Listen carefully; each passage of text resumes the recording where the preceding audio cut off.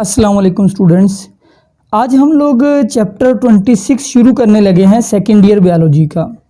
ये एक बहुत ही इंटरेस्टिंग चैप्टर है, लेकिन इस चैप्टर में से लॉन्ग क्वेश्चन नहीं बनेगा। इस चैप्टर में से 3 शॉर्ट क्वेश्चंस आएंगे और एक एमसीक्यूज बनेगा। तो टोटल इस चैप्टर में से 7 मार्क्स का पेपर आपको आएगा एनुअल स्कीम के अंदर। तो चैप्टर का नेम है सम मेजर इकोसिस्टम्स। अगर आपने मेरे पिछले चैप्टर के लेक्चर्स नहीं सुने, इकोसिस्टम जो था 25 चैप्टर, तो पहले आप वो सुन ले, फिर आपको ये ज़्यादा अच्छे तरीके से समझ आ जाएगा कि मेजर इकोसिस्टम्स क्या हैं। इसके अंदर हमने कई इकोसिस्टम्स पढ़ने हैं, जो दुनिया के अंदर बड़े बड़े इकोसिस्टम्स हैं ना, हमने वो पढ़ने हैं। और जब ये चैप्टर ख़त्म होगा, इस चैप्टर के एंड के ऊपर मैं आपको इसके सारे शॉर्ट क्वेश्चंस भी बता दूंगा। टोटल 20-25 सिर्फ शॉर्ट क्वेश्चन है जो इस चैप्टर में से आते हैं बोर्ड के पेपर में। वही 25-26 आप करेंगे और उनमें से आपके पेपर के 3 क्वेश्चन इजीली अटेम्प्ट हो जाएंगे। तो 7 नंबर लेना इस चैप्टर में से कोई मुश्किल नहीं है। सिर्फ इसको साथ लेक्चर्स को सुने और जो इम्पोर्टेंट पॉइंट हो उनको बुक पे नोट करते जाएं। और एट दी एंड जो है लास्ट लेक्चर के अंदर मैं आपको शॉर्ट क्वेश्चन और एमसीक्यूज के बारे में भी हिंट दूंगा। शुरू करते हैं chapter. Some major ecosystem. Major mean बहुत बड़े, एंड इकोसिस्टम क्या होता है? इकोसिस्टम एक्चुअली एक ऐसे एरिया को कहते हैं जिसके अंदर लिविंग और नॉन लिविंग कंपोनेंट मिलकर रहें। कोई बहुत बड़ा एरिया जिस पे रहने वाले जानदार यानी कि बायोटिक कंपोनेंट और बेजान चीज़ें, उन दोनों को मजमूई तौर पे हम कहते हैं इकोसिस्टम। जैसे एक जंगल जो है ये एक इकोसिस्टम हो सकता है, ओशन भी एक इकोसिस्टम है, बहुत बड़ा इकोसिस्टम है ओशन। इसके अलावा इकोसिस्टम कभी कभी छोटा भी हो सकता है, जैसे एक छोटा सा तालाब। सिंपली आप यूँ समझे कि इकोसिस्टम माहौल का एक ऐसा यूनिट होता है जिसके अंदर रहने वाले जानदार उसी इकोसिस्टम के अंदर से अपनी ज़रूरियात पूरी करते हैं। उनको बाहर से कुछ लेने की ज़रूरत नहीं पड़ती। जैसे समुद्र के अंदर जो मछलियाँ रहती है वो समुद्र में से ही अपनी ज़रूरियात पूरी करती है। ये नहीं कि उनको किसी चीज़ की ज़रूरत पड़े, आराम से समुद्र से बाहर आएँ, ज़मीन पे आएँ और अपनी ज़रूरत की चीज़ें लेके फिर समुद्र के अंदर चली जाए। ऐसा नहीं होता। इकोसिस्टम एक सेल्फ सफिशिएंट इकाई होता है, यानी खुद कफील होता है। ये अपने खुद कफील से मुराद होता है कि अपनी तमाम ज़रूरियात इसी के अंदर से खुद पूरी की जा सकती हैं। अब ज़रूरी बात समझे कि life of an area depends upon climate. किसी भी जगह की जो लाइफ है वो किस पे डिपेंड करती है बच्चों? वो करती है क्लाइमेट के ऊपर। एंड क्लाइमेट से मुराद क्या होता है? आबो हवा। आबो हवा, जिस जगह की जैसी आबो हवा होगी वहाँ पे लाइफ भी वैसी होगी। सिंपल बात है ना। जैसे समझे कि किसी जगह पे बहुत बारिशें होती हैं, अब ज़ाहिरी बात है बारिशें ज़्यादा है, वहाँ पे जंगल होगा, वहाँ पे लाइफ भी ज़्यादा होगी। और किसी जगह पे अगर बिल्कुल कोई रेन नहीं होती, बारिश होती नहीं है, वहाँ पे क्या होगा? वहाँ पे जंगल तो नहीं होगा, वहाँ पे डेजर्ट होगा। सो इट मीन्स कि लाइफ हमेशा डिपेंड करती है क्लाइमेट के ऊपर। यानी किसी जगह का जैसा क्लाइमेट होगा वहाँ पे टेम्परेचर कैसा होगा, वहाँ पे बारिशें कम है ज़्यादा है, वाटर कैसा है, वैसे प्लांट्स उगेंगे। ज़्यादा बारिशें हैं, बड़े बड़े प्लांट उगेंगे। कम बारिशें हैं, फिर वहाँ पे ग्रास वगैरह, झाड़ियाँ वगैरह होगी, बड़े जंगलात नहीं होंगे। ठीक है। फिर वैसे एनिमल, जैसे अगर जंगलात बड़े हैं तो फिर वहाँ पे डाइवर्सिटी बहुत ज़्यादा होगी। एनिमल्स जो हैं जंगलात को खाने वाले, दरख्तों पे रहने वाले, कीड़े मकोड़े, परिंदे वगैरह, ये सारे मौजूद होंगे। अगर ग्रास है सिर्फ, उस ग्रास में बर्ड्स तो नहीं ना होंगे। सो जिस तरह का क्लाइमेट होगा उस तरह के प्लांट एंड फिर एनिमल्स भी उसी तरह के, यानी प्लांट्स के हिसाब से क्लाइमेट डिटरमाइन करेगा प्लांट कैसे होंगे, प्लांट डिटरमाइन करेंगे एनिमल्स कैसे होंगे। सो यहाँ पे बहुत ही इंपॉर्टेंट पहला शॉर्ट क्वेश्चन है, difference between weather and climate. Weather का मतलब होता है मौसम एंड क्लाइमेट का मतलब होता है आबो हवा। दोनों में फ़र्क करें कि आबो हवा और मौसम क्या है। देखिए, जब हम बात करते हैं ना वेदर की, इससे मुराद होता है कि जो चेंजेस है हमारे इन्वायरमेंट में, वो एक दिन की चेंजेस, वो कुछ आवर्स की चेंजिंग। जैसे मैं आपसे कहूँ मौसम का क्या हाल है, अब आप ये बताओगे कि आज बारिश होने के चांसेस है, आज जो है वो आंधी आने के चांसेस है, आज जो है वो गर्मी पड़ेगी, आज सर्दी पड़ेगी। आप ये तो नहीं ना बताओगे पिछले साल या पूरे एक साल में इतनी सर्दी पड़ी है, ठीक है। So whether short term fluctuation mean changes, जो थोड़े अरसे की चेंजेस होती है इन टेम्परेचर, ह्यूमिडिटी मतलब नमी हवा के अंदर, क्लाउड कवर यानी बादल, एंड विंड यानी कि आंधी, एंड प्रेसिपिटेशन का मतलब होता है बारिश, over period of hours and days, या यूं कह ले कि it is actually report of some days और सम आवर्स, जो क्लाइमेट की रिपोर्ट है।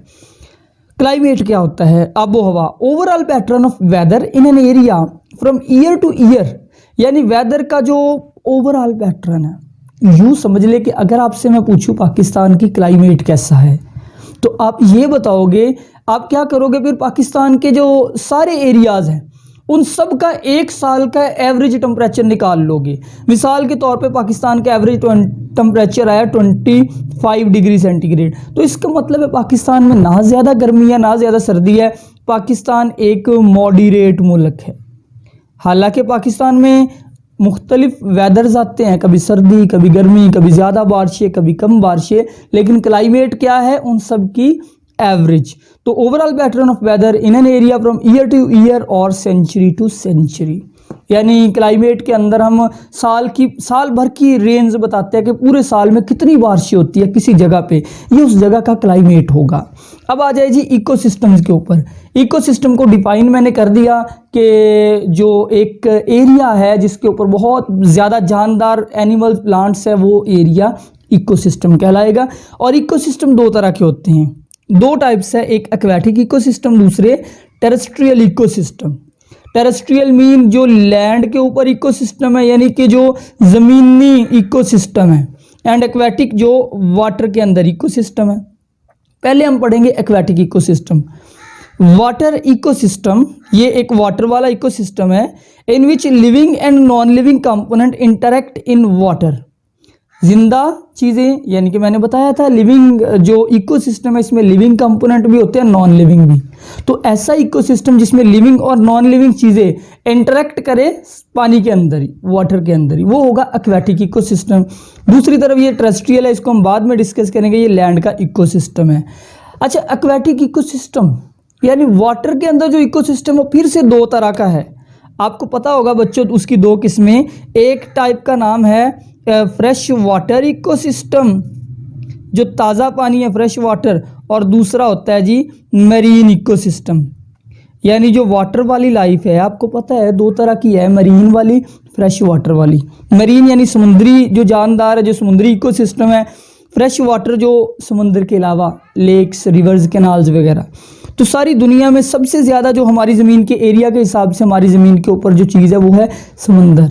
70% हमारी जो अर्थ है ना, ये मेरीन इकोसिस्टम ने ऑक्युपाई की हुई है। और जो फ्रेश वाटर है ये सिर्फ टोटल ज़मीन के एरिया के मुकाबले में 1% है। तो यानी कि हमारा ये MCQs भी आ सकता है कि विच इज़ लार्जेस्ट इकोसिस्टम। सो सबसे लार्जेस्ट इकोसिस्टम है एक्चुअली मरीन इकोसिस्टम, यानी कि वाटर का ही एक्वेटिक इकोसिस्टम की एक किस्म। अब कुछ देखते हैं प्रॉपर्टीज़ ऑफ एक्वेटिक इकोसिस्टम। ये जो वाटर के अंदर लाइफ है, वाटर की यानी इस इकोसिस्टम की प्रॉपर्टीज़ क्या होती है? सबसे पहले टेम्परेचर। आपको पता है लैंड के मुकाबले में वाटर के टेम्परेचर में काफ़ी डिफरेंस होता है। उसकी रीज़न ये है कि वाटर का temperature changes slower then air. हमारी हवा का टेम्परेचर बड़ी जल्दी चेंज होता है। सुबह के वक्त बहुत ठंड सी है, दोपहर को इतनी गर्मी हो गई, एकदम से ज़रा सी आंधी आई तो एकदम से सर्दी फिर से आ गई, बारिश हुई ठंड लगने लग गई, दोबारा से धूप निकली गर्मी लगने लग गई। तो मतलब बड़ी जल्दी एयर का टेम्परेचर चेंज होता है, लेकिन वाटर इसका टेम्परेचर बड़ा स्लोली चेंज होता है। मैं बात कर रहा हूँ समुंदर की, कि समुंदर बहुत बड़ा है, उसका टेम्परेचर में इतनी ज़्यादा वेरिएशन नहीं आती। आप ज़मीन की वेरिएशन को देखें, सुबह के वक्त टेम्परेचर जो है वो 15 है, दोपहर के वक्त वो मतलब थोड़ी सी धूप निकलना शुरू हुई वही टेम्परेचर 20 हुआ, इवन 40 तक हो गया दोपहर को, फिर रात को फिर कम होता होता 15 तक रह गया। ये सारी वेरिएशन है एक ही 24 घंटे के अंदर अंदर। वाटर को देखें तो उसमें टेम्परेचर वेरिएशन सिर्फ ये आती है कि 15 से दोपहर को 20 हुआ और रात को फिर 15 हो गया, तो बहुत कम वेरिएशन है। स्लोली वाटर का टेम्परेचर चेंज होता है। आपने पार्ट 1 में पढ़ा था कि वाटर बहुत ज़्यादा अमाउंट ऑफ हीट एब्जॉर्ब कर लेता है। तो वाटर का टेम्परेचर तो मॉडरेट है लाइफ के लिए और यूनिफॉर्म भी है। ये एक वाटर का कैरेक्टरिस्टिक्स है कि टेम्परेचर मॉडरेट होता है, मुनासिब होता है एज़ कम्पेयर टू लैंड। ज़मीन के ऊपर कई जगह ऐसी है जो बहुत गर्म है, वहाँ पे लाइफ नहीं एग्जिस्ट करती। कई जगह बहुत ठंडी है, जैसे कि आर्कटिक एरियाज़ जो हैं। दूसरा कैरेक्टरिस्टिक्स वाटर के इकोसिस्टम का एब्जॉर्प्शन ऑफ एनर्जी। एनर्जी कितनी होती है वाटर के अंदर? एनर्जी से मुराद एक्चुअली हमारी सनलाइट, सूरज की रोशनी। तो इसके लिए आप ये समझ लें कि ये है जी ओशन या कोई भी एक्वेटिक इकोसिस्टम। इसके ये ऊपर सरफेस है और ये नीचे बॉटम के एरियाज हैं। यहाँ पे सनलाइट जो है वो कहाँ मौजूद होगी? बेशक वाटर क्लियर है या बेशक वाटर क्लियर नहीं, जब सूरज की रोशनी पड़ेगी ना ऊपर, ये जाएगी यानी कि ऊपर वाले एरियाज तक पहुंचेगी, नीचे तक ये लाइट नहीं पहुंचेगी। आप यूँ समझ ले कि ये समुंदर का जो एरिया होता है ना, ये वाटर का जो 600 फीट से नीचे का इलाका है, ऊपर वाले 600 फीट में रोशनी चली जाती है, पेनिट्रेट करती है। सबसे ज़्यादा लाइट यहाँ पे होती है, उससे कम, और 600 फीट तक लाइट थोड़ी बहुत जाती है। 600 फीट से नीचे लाइट बिल्कुल नहीं जाती। जब लाइट ही नहीं जा रही तो नो फोटोसिंथेसिस। 600 फीट नीचे समंदर के अंदर जो जानदार रहते हैं वो फोटोसिंथेसिस नहीं कर सकते। अच्छा, एक बात गौर से समझिए, ये इकोसिस्टम है एक वाटर का, ये सेल्फ सफिशिएंट है, यानी इसने अपनी सारी ज़रूरतें खुद अंदर से ही पूरी करनी है। तो हमेशा कोई चीज़ होनी चाहिए जो एनर्जी को लेके आए इकोसिस्टम में, वो होते हैं हमेशा प्रोड्यूसर्स। प्रोड्यूसर एनर्जी को लेके आते हैं इकोसिस्टम में। कोई भी फूड चेन प्रोड्यूसर्स के बगैर अधूरी है। तो समुंदर में भी प्रोड्यूसर होने चाहिए, तभी बाकी फूड चेन चलेंगी ना। देखिए, प्रोड्यूसर होंगे तो प्रोड्यूसर को खाने वाले कंज्यूमर होंगे, प्रोड्यूसर खत्म तो कंज्यूमर खत्म, सारी लाइफ खत्म हो जाएगी। तो प्रोड्यूसर सिर्फ ऊपर वाली लेयर में एग्जिस्ट करते हैं, जैसे कि सायानोबैक्टीरिया हो गए, जैसे कि एल्गी वगैरह हो गए, क्योंकि ऊपर सनलाइट है, नीचे ये एग्जिस्ट नहीं कर सकते। यानी आप कह सकते हैं जो एनर्जी की डिस्ट्रीब्यूशन है वाटर में वो अनइक्वल है, ऊपर ज़्यादा नीचे कम। तो ऊपर प्रोड्यूसर होंगे, नीचे प्रोड्यूसर नहीं होंगे, नीचे डीकम्पोजर्स वगैरह ज़्यादा होंगे। इसके बाद ये न्यूट्रिएंट्स को अगर आप देखें, ये तीसरा कैरेक्टरिस्टिक्स, ग़िज़ाई मादे। न्यूट्रिएंट से मुराद होता है ग़िज़ाई मादे जिनको दूसरे एनिमल्स ने खाना होता है। मोर ऑन बॉटम, बॉटम में ज़्यादा होते हैं, लेस ऑन सरफेस। ये उलट है, यानी एनर्जी का उलट है। बॉटम में ज़्यादा क्यों है? ये एक लेक या ओशन या जो भी है वाटर की बॉडी है, इसकी बॉटम में जो जितने भी जानदार ऊपर से मरेंगे ना, उनकी बॉडीज़, डेड बॉडीज़ नीचे गिरेंगे, नीचे बिल्कुल बॉटम पे। तो बॉटम के अंदर बहुत ज़्यादा न्यूट्रिएंट होंगे, सरफेस पे बहुत कम होंगे। अब अगला करैक्टर, लाइफ के लिए आपको पता है कोई भी लाइफ हो उसके लिए वाटर ज़रूरी होता है। तो वाटर जो है, हम बात ही एक्वेटिक इकोसिस्टम की कर रहे हैं तो वाटर की कोई कमी नहीं। सो इसलिए मैंने लिखा अबंडेंट वाटर। वाटर बहुत है, no shortage of water and moderate temperature. Water का टेम्परेचर भी ठीक है।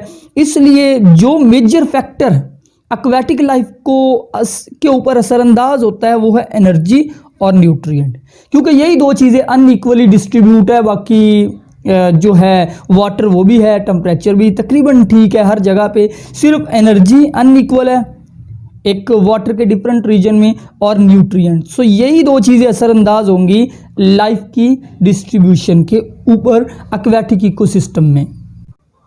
एक्वेटिक इकोसिस्टम के बारे में एक छोटा सा क्वेश्चन और है, प्रोडक्टिविटी ऑफ एक्वेटिक इकोसिस्टम।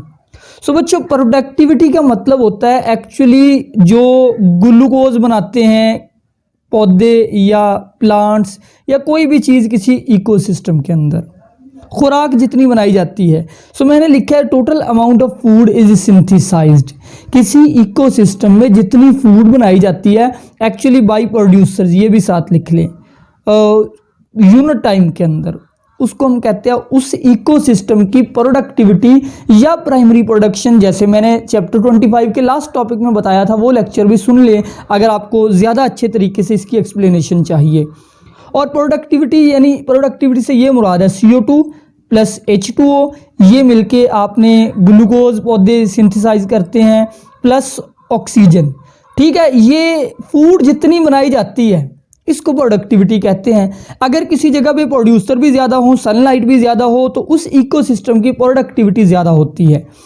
अच्छा, ये जो एक्वेटिक इकोसिस्टम है इसकी प्रोडक्टिविटी कैसे मालूम की जाती है? कंजम्पशन ऑफ CO2, क्योंकि प्रोडक्टिविटी के लिए ग्लूकोज बनाने के लिए CO2 चाहिए। सो जितनी CO2 कंज्यूम होगी, इस्तेमाल होगी किसी इकोसिस्टम में, उसकी प्रोडक्टिविटी उतनी हाई होगी। या जितनी एवोल्यूशन ऑफ ऑक्सीजन, ऑक्सीजन जितनी रिलीज होगी, कार्बन डाइऑक्साइड रिक्वायर है, ऑक्सीजन रिलीज होती है, तो दोनों से मालूम की जाती है। और ये जो प्रोडक्टिविटी है इसको अफेक्ट कौन सी चीज़ करती है? लाइट। एक्वेटिक इकोसिस्टम में लाइट कम मिले, प्रोडक्टिविटी कम हो जाएगी, या न्यूट्रिएंट कम हो, प्रोडक्टिविटी पे फिर भी असर पड़ेगा। न्यूट्रिएंट जैसे कि ये CO2 वगैरह ये कम हो जाए, फिर भी प्रोडक्टिविटी कम हो जाएगी। So primary production varies with light, light की वजह से वेरी करती है, एंड डिक्रीजेज इन डेप्थ। जैसे जैसे आप एक्वेटिक इकोसिस्टम की डेप्थ में जाते जाए, गहराई में जाते जाए, यानी बॉटम के ऊपर प्रोडक्टिविटी बहुत कम होती है क्योंकि वहाँ लाइट नहीं पहुँचती, वहाँ प्रोड्यूसर नहीं होते। टॉप पे प्रोडक्टिविटी एक्वेटिक इकोसिस्टम पे सबसे ज़्यादा होती है क्योंकि वहाँ लाइट बहुत ज़्यादा होती है। तो आज का लेक्चर बस यही तक था। अल्लाह हाफिज़।